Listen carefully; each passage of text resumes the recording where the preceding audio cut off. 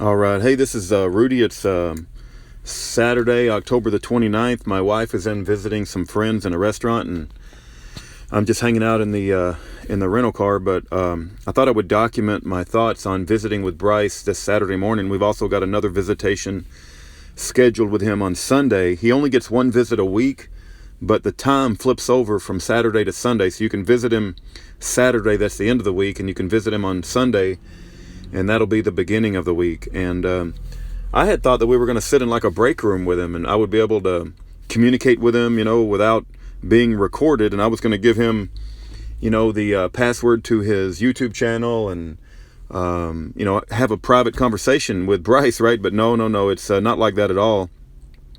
You're basically looking. They got these stations set up. Looks like little cubicles at work, but there's like less privacy than even a cubicle, and you can hear like the people next to you, and you're walking by their screens, and so there's like hardly any privacy. And not only that, but you don't actually meet Bryce. You look into a computer monitor, and it's the monitor, you can't adjust it. I mean, even the camera you cannot adjust. So the camera points at your midsection when you're standing up, and there's only one stool to sit on, and it's not even a stool that you can move around. It's a small seat. So two adults can't sit on the stool. So Aaron would sit down because it's an hour visit, right? And I would have to bend over, and sometimes I would get on my knee, but it's a very hard tile floor.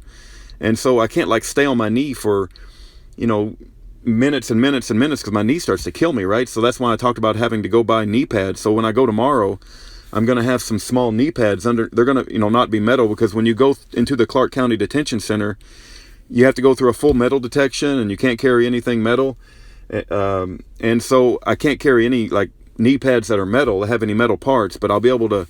I bought some soft rubber knee pads with Velcro straps, and so I'll put them underneath my pants, and that way I can bend down on one knee and stare into the camera, because I got to tell you, bending over for a whole hour talking to Bryce was rough on this 50-year-old man. But anyway, there's no privacy either, because not only do I have people all on the out and on both sides of us, and they're people visiting their particular loved ones in prison, but you also have it's being camera. They're videotaping, the recording. And it even says so when it first starts.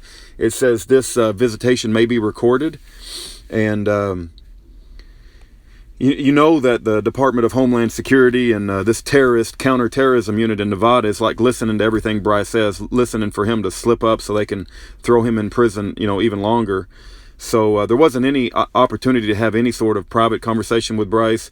But privacy in the world that we live in is pretty much gone. Aaron told me that they subpoenaed some of the patriots in Oregon, the OnStar, and they were trying to listen to their conversations in their cars. So they were trying to, and then of course what they did to Schaefer. They sent in government agents to record everything he says in the privacy of his own home, around his own children, around the kitchen table. So in any event, these evil bastards, man, there's no limit to the level of depravity they won't go in order to catch a big fish. And in their mind, because they're turned around 180 degrees and they're getting financially rewarded to capture terrorists. When you pay somebody a lot of money to capture terrorists, well, then all of a sudden everybody becomes a terrorist, right? I mean, and if you pay a government informant like $100 to have a meeting with a patriot organization, well, all of a sudden every phone call becomes a meeting, and you might have 5 or 6 meetings a day, and that's $500 or $600 a day.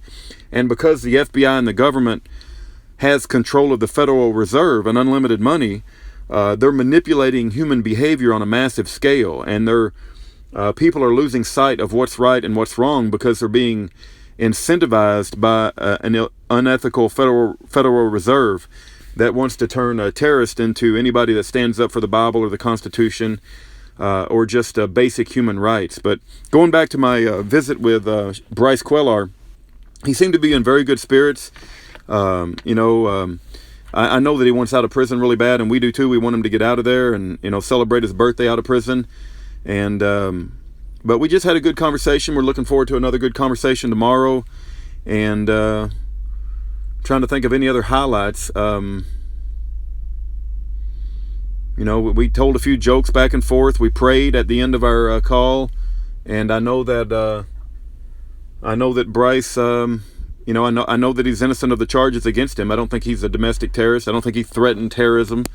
And a YouTube video is not a crime worthy of 20 years, much less 1 to 4 years. And I think the Nevada terrorism unit must not have anything to do, and so they're trying to, you know, get a steak dinner from their bosses by claiming that Bryce is a big terrorist when he's just a very he's 24 years old, man. I was so stupid when I was 24 years old. When I compare how much Bryce knows about the world compared to what I know, it's like, wow, look at how much he knows about tyranny and freedom and our Constitution. And I wish that all 24-year-olds across America were as intelligent as Bryce.